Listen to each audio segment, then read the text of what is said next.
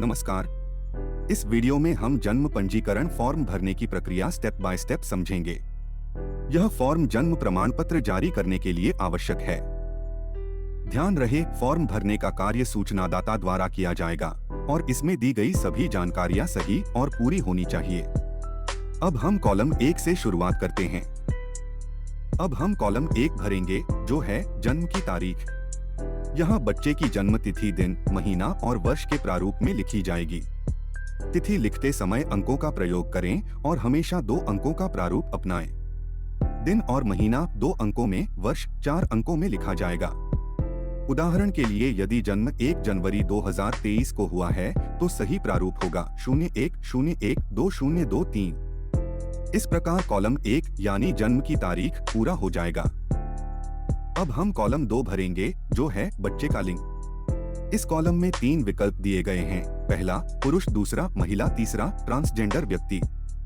सूचनादाता को इनमें से सही विकल्प चुनकर लिखना होगा। उत्तर हमेशा पूरे शब्दों में लिखा जाएगा।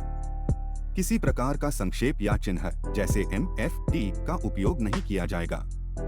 उदाहरण के लिए, यदि बच्चा लड़का है तो यहाँ लिखें पुरुष, यदि बच्ची है तो लिखें महिला, और यदि बच्चा ट्रांसजेंडर है तो लिखें ट्रांसजेंडर व्यक्ति।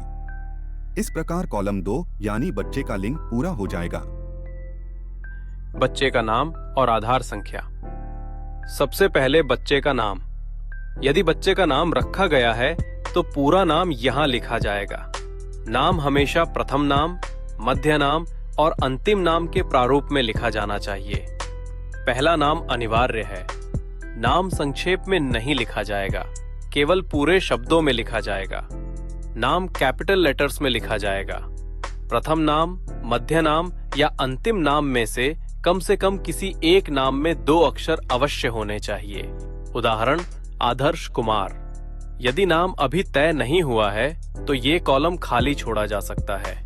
इसके बाद आधार संख्या।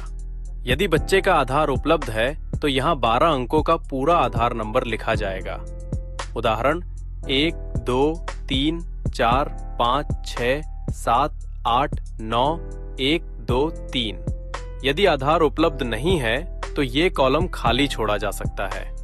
इस प्रकार कॉलम 3 यानी बच्चे का नाम और आधार संख्या पूरा हो जाएगा। अब हम कॉलम 4 भरेंगे, जो है पिता का विवरण। सबसे पहले भाग क, नाम। पिता का पूरा नाम प्रथम नाम, मध्य नाम और अंतिम नाम के प्रारूप में लिखा जाएगा। पहला नाम अनिवार्य है। नाम संक्षेप में नहीं लिखा जाएगा, केवल पूरे शब्दों में लिखा जाएगा। नाम बड़े अक्षरों यानी कैपिटल लेटर्स में लिखा जाएगा। प्रथम, मध्य या अंतिम नाम में से कम किसी एक नाम में 2 अक्षर अवश्य होने चाहिए। उदाहरण, राजेश कुमार। अब भाग ख, आधार संख्या। यदि पिता का आधार उपलब्ध है तो यहाँ 12 अंकों का पूरा आधार नंबर लिखा जाएगा। उदाहरण, 2 3 4 5 6 7 8 9 1 2 3 4। इसके बाद भाग ग, मोबाइल नंबर। यहाँ पिता का मोबाइल नंबर लिखें। मोबाइल नंबर हमेशा 10 अंकों का होना चाहिए। उदाहरण, 9876543210। अब भाग घ, ईमेल आईडी। यदि उपलब्ध हो तो पिता की ईमेल आईडी लिखें। ईमेल आईडी पूरा और सही होना चाहिए। उदाहरण, rajeshkumar@example.com। यदि आधार, मोबाइल या ईमेल उपलब्ध नहीं है तो ये कॉलम खाली छोड़ा जा सकता है। इस प्रकार कॉलम 4 यानी पिता का विवरण पूरा हो जाएगा। अब हम कॉलम 5 भरेंगे, जो है माता का विवरण। सबसे पहले भाग क, नाम। माता का पूरा नाम प्रथम नाम, मध्य नाम और अंतिम नाम के प्रारूप में लिखा जाएगा। पहला नाम अनिवार्य है। नाम संक्षेप में नहीं लिखा जाएगा, केवल पूरे शब्दों में लिखा जाएगा। नाम बड़े अक्षरों यानी कैपिटल लेटर्स में लिखा जाएगा। प्रथम, मध्य या अंतिम नाम में से कम किसी एक नाम में 2 अक्षर अवश्य होने चाहिए। उदाहरण, सीमा देवी। अब भाग ख, आधार संख्या। यदि माता का आधार उपलब्ध है तो यहाँ 12 अंकों का पूरा आधार नंबर लिखा जाएगा। उदाहरण, 345678912345। इसके बाद भाग ग, मोबाइल नंबर। यहाँ माता का मोबाइल नंबर लिखें। मोबाइल नंबर हमेशा 10 अंकों का होना चाहिए। उदाहरण 9876501234। अब भाग घ, ईमेल आईडी। यदि उपलब्ध हो तो माता की ईमेल आईडी लिखें। ईमेल आईडी पूरा और सही होना चाहिए। उदाहरण seemadevi.aadhar। मोबाइल या ईमेल उपलब्ध नहीं है तो ये कॉलम खाली छोड़ा जा सकता है। इस प्रकार कॉलम 5 यानी माता का विवरण पूरा हो जाएगा। अब हम कॉलम 6 भरेंगे, जो है जन्म के समय माता पिता का पता। यहाँ पते के फील्ड फॉर्म में दिए क्रम के अनुसार भरे जाएंगे। मकान संख्या, मोहल्ला, वार्ड संख्या, गांव बारानगर, उपजिला, जिला, राज्य और पिन कोड। कृपया सभी जानकारी पूर्ण शब्दों में लिखें और किसी प्रकार का संक्षेप ना करें। मकान संख्या, यहाँ घर का नंबर लिखें। उदाहरण मकान संख्या 24। मोहल्ला, यहाँ मोहल्ला या गली का नाम लिखें। उदाहरण मोहल्ला नेहरू नगर। वार्ड संख्या, यदि शहरी क्षेत्र में है तो वार्ड संख्या लिखें। उदाहरण वार्ड संख्या 10। ग्राम बारानगर, यहाँ गांव या नगर का नाम लिखें। उदाहरण ग्राम लक्ष्मीपुर। उपजिला, यहाँ संबंधित उपजिला या प्रखंड का नाम लिखें। उदाहरण उपजिला बख्तियारपुर। जिला, यहाँ जिला का नाम लिखें। उदाहरण जिला पटना। राज्य, यहाँ राज्य या केंद्र शासित प्रदेश का नाम लिखें। उदाहरण बिहार। पिन कोड, अंत में 6 अंकों का पिन कोड लिखें। उदाहरण 803212। हम 7 भरेंगे, जो है माता पिता का स्थायी पता। सबसे पहले मकान संख्या, यहाँ स्थायी घर का नंबर लिखें। उदाहरण मकान संख्या 102। इसके बाद मोहल्ला, यहाँ मोहल्ला या कॉलोनी का नाम लिखें। उदाहरण मोहल्ला शांति नगर। अब वार्ड संख्या, यदि शहरी क्षेत्र में है तो वार्ड संख्या लिखें। उदाहरण वार्ड संख्या 12।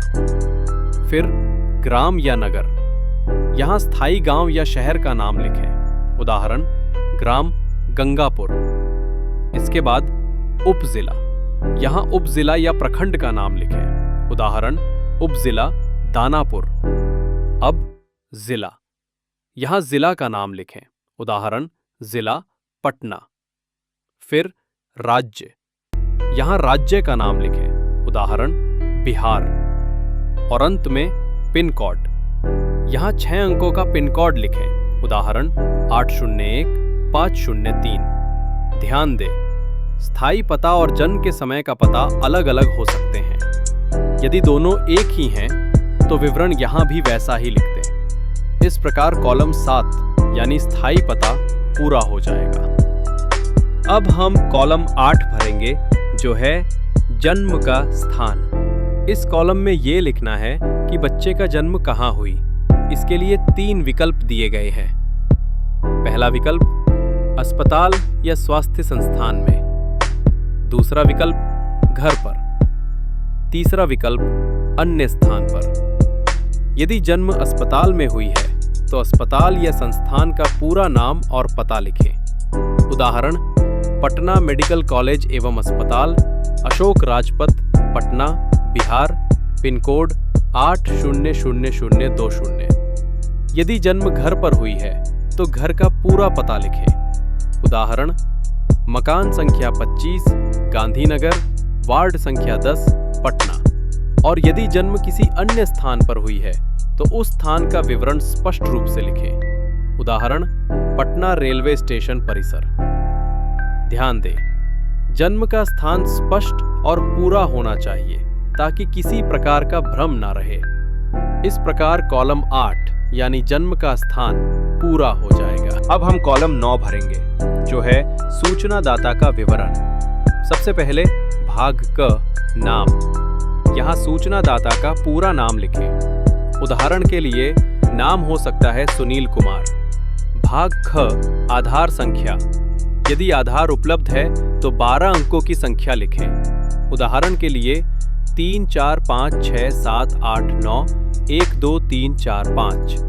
भाग ग, मोबाइल नंबर। सूचनादाता का मोबाइल नंबर भरें। उदाहरण के लिए 9876009876। भाग घ, ईमेल आईडी। यदि उपलब्ध हो तो ईमेल लिखें। उदाहरण के लिए sunilkumar@example.com। अब पता का विवरण भरना है। भाग ए, मकान संख्या। उदाहरण के लिए मकान संख्या 15। इसके बाद मोहल्ला, उदाहरण के लिए गांधीनगर। फिर वार्ड संख्या, उदाहरण के लिए वार्ड संख्या 3। इसके बाद शहर या गांव का नाम लिखें। उदाहरण के लिए पटना।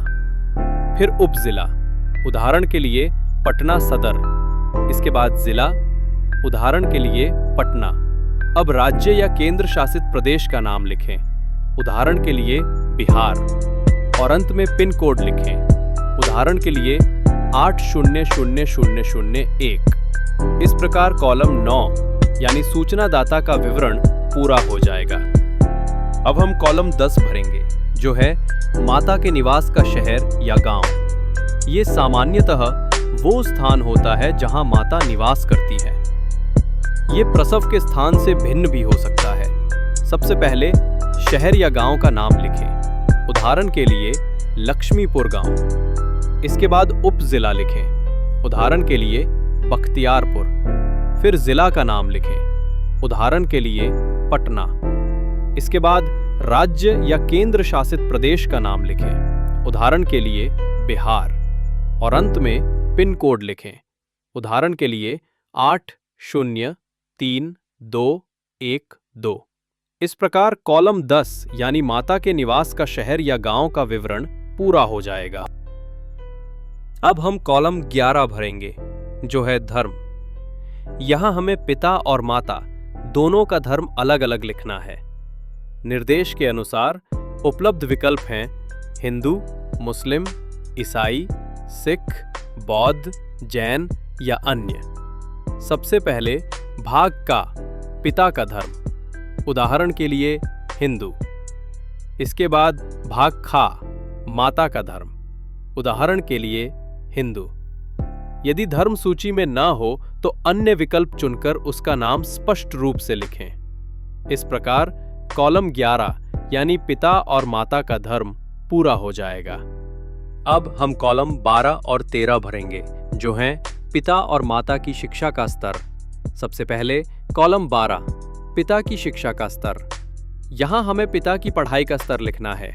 निर्देश के अनुसार उपलब्ध विकल्प हैं प्री प्राइमरी, कक्षा 1 से लेकर कक्षा 12 तक, ITI या डिप्लोमा, सर्टिफिकेट, स्नातक, स्नातकोत्तर डिप्लोमा, मास्टर या स्नातकोत्तर, PhD, पोस्ट डॉक्टरेट एवं उससे ऊपर। इसके अलावा औपचारिक शिक्षा के बिना साक्षर और निरक्षर विकल्प भी उपलब्ध हैं। उदाहरण के लिए स्नातक। अब कॉलम 13, माता की शिक्षा का स्तर। यहां हमें माता की पढ़ाई का स्तर लिखना है। विकल्प वही हैं, प्री प्राइमरी से लेकर पोस्ट डॉक्टरेट एवं उससे ऊपर तक, साथ ही औपचारिक शिक्षा के बिना साक्षर और निरक्षर। उदाहरण के लिए कक्षा 8। इस प्रकार कॉलम 12 और 13 यानी पिता और माता की शिक्षा का स्तर पूरा हो जाएगा। अब हम कॉलम 14 और 15 भरेंगे, जो है पिता और माता का व्यवसाय। सबसे पहले कॉलम 14, पिता का व्यवसाय। यहां हमें पिता का मुख्य व्यवसाय लिखना है। निर्देश के अनुसार उपलब्ध विकल्प हैं खेती करने वाले, कल्टीवेटर, कृषि मजदूर, एग्रीकल्चर लेबरर, दिहाड़ी मजदूर, कृषि के अलावा डेली वेजेस अर्नर, स्वयं रोजगार या परिवार आधारित काम, single by family worker by self employed, नियोक्ता बाय रोजगार देने वाले, एम्प्लॉयर, सरकारी कर्मचारी, गवर्नमेंट एम्प्लॉय, निजी कर्मचारी घरेलू सहायक को छोड़कर, प्राइवेट एम्प्लॉय, घरेलू सहायक, डोमेस्टिक हेल्पर, गैर कामगार, नॉन वर्कर, उदाहरण के लिए सरकारी कर्मचारी। अब कॉलम 15, माता का व्यवसाय। यहाँ हमें माता का मुख्य व्यवसाय लिखना है। विकल्प वही हैं खेती करने वाले, कृषि मजदूर, दिहाड़ी मजदूर, स्वयं रोजगार, नियोक्ता, सरकारी कर्मचारी, निजी कर्मचारी, घरेलू सहायक और गैर कामगार। उदाहरण के लिए गृहिणी को गैर कामगार नॉन वर्कर के रूप में लिखा जाएगा। इस प्रकार कॉलम 14 और 15 यानी पिता और माता का व्यवसाय पूरा हो जाएगा। अब हम कॉलम 16, 17 और 18 भरेंगे जो माता जी की जानकारी से संबंधित हैं। सबसे पहले कॉलम 16, विवाह के समय माता की आयु। यहाँ माता जी की आयु पूर्ण किए गए वर्षों में लिखनी है जब उनका पहला विवाह हुआ था। यदि एक से अधिक विवाह हुए हों तो केवल पहले विवाह के समय की आयु लिखें। उदाहरण के लिए 18 वर्ष। इसके बाद कॉलम 17, इस जन्म के समय माता की आयु। यहाँ माता जी की आयु पूर्ण किए गए वर्षों में लिखनी है जब ये बच्चा पैदा हुआ। उदाहरण के लिए 25 वर्ष। अब कॉलम 18, अब तक माता से जीवित पैदा हुए बच्चों की कुल संख्या। इसमें इस बच्चे को भी शामिल करें। यदि माता के पहले विवाह से भी बच्चे जीवित हैं तो उनकी संख्या भी जोड़कर लिखें। उदाहरण के लिए 3। इस प्रकार कॉलम 16, 17 और 18 पूरा हो जाएगा। सबसे पहले कॉलम 19, प्रसव के समय देखभाल का प्रकार। यहाँ सही विकल्प चुनना है। उपलब्ध विकल्प हैं संस्थागत, सरकारी, संस्थागत, निजी या गैर सरकारी डॉक्टर, नर्स या प्रशिक्षित दाई, पारंपरिक दाई, रिश्तेदार या अन्य। उदाहरण के लिए संस्थागत सरकारी। इसके बाद कॉलम 20, प्रसव की विधि। यहाँ प्रसव का तरीका लिखना है। विकल्प हैं 1. प्राकृतिक, 2. शल्य क्रिया, 3.